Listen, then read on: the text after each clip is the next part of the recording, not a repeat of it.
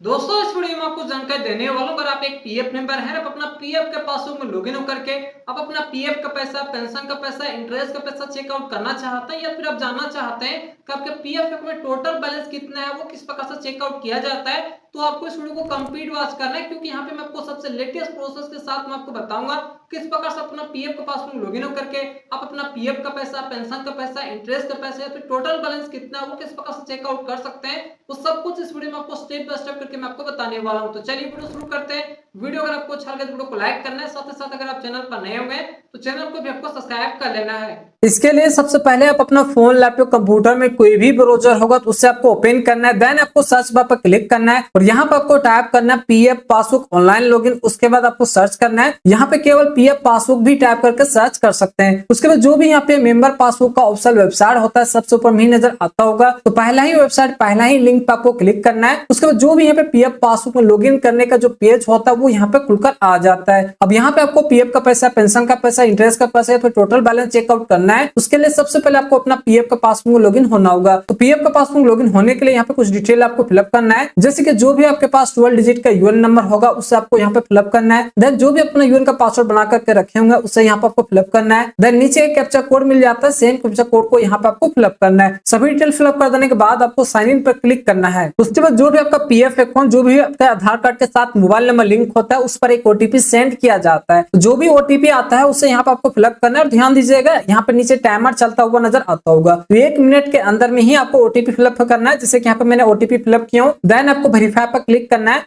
जैसे वेरीफाई पर क्लिक करता हूं उसके बाद जो भी आपका पीएफ का पासबुक होता है वो सक्सेसफुली यहाँ पे आपका ओपन हो जाता है। उसके बाद जो भी आपका पासबुक होता है वो सक्सेसफुली यहाँ पे लोडिंग हो जाता है, ओपन हो जाता है, जैसे कि स्क्रीन पर देख सकते हैं। अब ऊपर में देखिए काफी सारा सेक्शन यहाँ पे बना हुआ नजर आता होगा और यहाँ पे आकर आपको बैलेंस चेकआउट करना है तो 2 ही सेक्शन से आप अपना बैलेंस चेकआउट कर सकते हैं। पहला जो सेक्शन है होम का और दूसरा जो सेक्शन है पासबुक का। इसके अलावा जो प्रोफाइल है, क्लाइम है, सर्विस हिस्ट्री, कैलकुलेटर है, यहाँ सबका बैलेंस चेकआउट नहीं होता है। दोनों सेक्शन से मैं आपको बता देता हूँ किस प्रकार से बैलेंस चेकआउट करेंगे। सबसे पहले होम की बात करता हूं तो बाय डिफॉल्ट ये होम सेलेक्ट है और होम में भी देख सकते हैं कुछ बैलेंस यहाँ पे शो होता होगा। तो होम पेज पे कौन सा बैलेंस शो होता है वो मैं आपको क्लियर कर देता हूँ। यहाँ पे देखिए नजर आता होगा ईपीएफ कंट्रीब्यूशन समरी, उसी के नीचे नजर आता होगा टोटल अवेलेबल बैलेंस। तो मेरे केस में देख सकते हैं 4366 रुपए यहाँ पर नजर आ रहा है। और यहाँ पे जो भी बैलेंस आपके पास शो होता होगा वो बैलेंस शो होता है जो भी आपका पीएफ में, जो भी आपका मेंबर आईडी में टोटल पीएफ का पैसा होगा वो यहाँ पे दिखाया जाता है। जैसे अगर आपने एक कंपनी में काम किया हो तो एक कंपनी में जितना भी आपका टोटल का पीएफ का पैसा होगा वो दिखाया जाएगा। 2 कंपनी में काम किया होगा, 3 कंपनी में काम किया होगा या तो फिर 4 कंपनी में काम किया होगा तो चारों कंपनी में जो भी आपका टोटल पीएफ का पैसा होगा वो यहाँ पे जोड़ करके दिखाया जाएगा। ठीक है, मैंने एक ही कंपनी में काम किया हूं तो एक कंपनी का ही पीएफ का पैसा शो हो रहा है, लेकिन अगर आपने मल्टीपल कंपनी में काम किए होंगे तो टोटल यहाँ पे सभी कंपनी का पीएफ का जो पैसा होगा वो यहाँ पे शो होगा। केवल पीएफ का पैसा यहाँ पे शो होगा, पेंशन का पैसा यहाँ से चेकआउट नहीं होता है, यहाँ पे शो नहीं होता है। ठीक है, तो पहला कॉलम में यहाँ पे जो भी बैलेंस आपके पास शो होता है वो टोटल पीएफ का पैसा है। उसके बाद मेंबर वाइज अगर आप देखना चाहते हैं तो यहाँ पे मेंबर वाइज बैलेंस मिल जाता है। जैसे कि एक ही मेंबर आईडी यहाँ पे शो रहा है क्योंकि मैंने एक ही कंपनी में काम किया और इसमें देख सकते हैं 4366 रुपया नजर आ रहा है। दोनों जगह सेम ही बैलेंस यहाँ पे शो रहा है, इसलिए क्योंकि एक ही मेंबर आईडी। अगर आपका मल्टीपल मेंबर आईडी होगा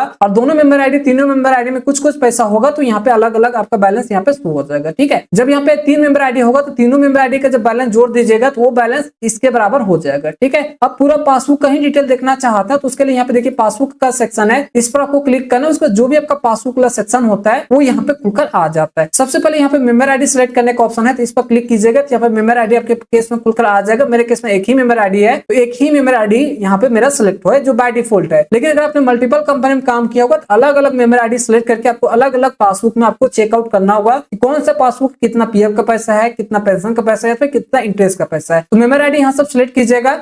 देन नीचे आएगा तो यहाँ पे देखिए पासबुक ओवरव्यू लिखा हुआ आ जाएगा। सबसे पहले करंट बैलेंस में यहाँ पे देखिए करंट बैलेंस में 4366 रुपए यहाँ पे सो रहा है और जो भी यहाँ पे 4366 रुपए सो रहा है वो टोटल आपका पीएफ का बैलेंस है। ठीक है, उसके बाद देखिए पीएफ का बैलेंस में 2 बैलेंस जुड़ता है, एक आपका सैलरी से और दूसरा आपका कंपनी जमा करता है। तो यहाँ पे जो भी 4366 रुपए सो रहा है इसमें मेरा सैलरी से कितना जमा हुआ तो देख सकते हैं यहाँ पे नजर आता है एम्प्लॉय कंट्रीब्यूशन में 12% आपका सैलरी से जमा होता है। तो मेरे केस में देख सकते हैं यहाँ पे 3344 रुपए मेरा सैलरी से जमा हुआ है। जबकि कंपनी कितना जमा किया वो यहाँ पे एम्प्लॉयर कंट्रीब्यूशन में शो होता है। तो कंपनी ने यहाँ पे देख सकते हैं 1022 रुपए यहाँ पे जमा किया। ठीक है, इंटरेस्ट अभी तक ये नहीं अपडेट हुआ, इसमें नहीं मिला क्योंकि नया पासबुक है। तो यहाँ पे 2024 का इंटरेस्ट 2023 तक नहीं मिला, अभी तक अपडेट नहीं हुआ है। यहाँ पे जीरो नजर आता होगा। ठीक है, ट्रांसफर वगैरह नहीं हुआ, उसका विड्रॉवल वगैरह यहाँ अमाउंट वगैरह यहाँ पे जीरो नजर आता होगा। ऐसा इसलिए क्योंकि इससे मैंने पैसा वगैरह नहीं निकाल सकती हूँ। ठीक है, अब आपको नीचे आना है, नीचे जब आएगा तो जो भी आपका पासबुक होता है उसका कंप्लीट ओवरव्यू यहाँ पे दिख जाता है। अब यही से पूरा का पूरा बैलेंस चेकआउट कर सकते हैं। जो भी अभी तक आपने जानकारी दिया हूँ, अगर उतना आप चेकआउट नहीं करना चाहते तो डायरेक्टली आप इस पेज पे आ जाइए, यहाँ से आपको कंप्लीट जानकारी मिल जाएगा। ठीक है, तो सबसे पहले यहाँ पे ईयर सेलेक्ट कर लेना है, आपको लेटेस्ट फाइनेंशियल ईयर ही आपको सिलेक्ट करना है। उसके बाद यहाँ पे सबसे पहले पीएफ का पैसा कितना वो आपको चेकआउट करना है। तो पीएफ का पैसा में दो अमाउंट जुड़ता है, सबसे पहले आपका सैलरी से जमा होता है वो, साथ ही साथ कंपनी भी जमा करता है। यहाँ पे देखिए दो कॉलम है, यहाँ पे देखिए एम्प्लॉय शेयर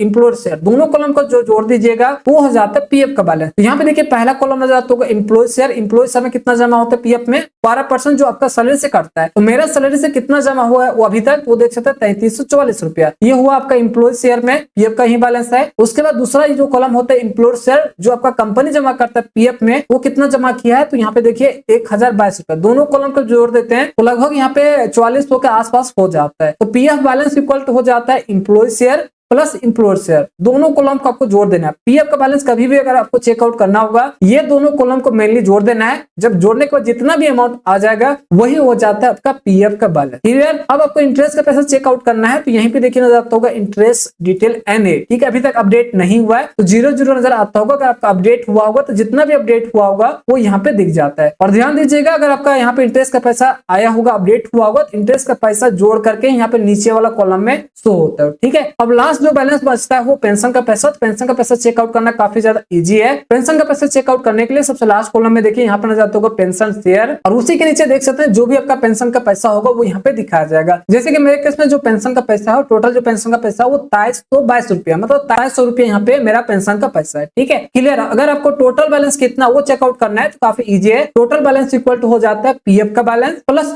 यहाँ पे पेंशन का पैसा। तो तीनों कॉलम का आपको जोड़ देना है, ये तीनों कॉलम का जोड़ दीजिएगा तो वो हो जाएगा आपका टोटल बैलेंस। ठीक है, टोटल बैलेंस में पीएफ का पैसा और पेंशन का पैसा जुड़ जाता है। ऑलरेडी आपका पीएफ इंटरेस्ट का पैसा जुड़ा हुआ था तो उसे दोबारा जोड़ने की जरूरत नहीं है। तीनों कॉलम को जोड़ दीजिएगा तो वो हो जाता है आपका टोटल बैलेंस। तो कुछ इसी प्रकार से आप अपना पीएफ का पासबुक लॉगिन करके पीएफ का पैसा, पेंशन का पैसा, इंटरेस्ट का पैसा, टोटल बैलेंस चेकआउट कर सकते हैं। वीडियो अच्छा लगा हो, जानकारी अच्छा लगा तो वीडियो को लाइक और चैनल पर नए होंगे चैनल को सब्सक्राइब करना है।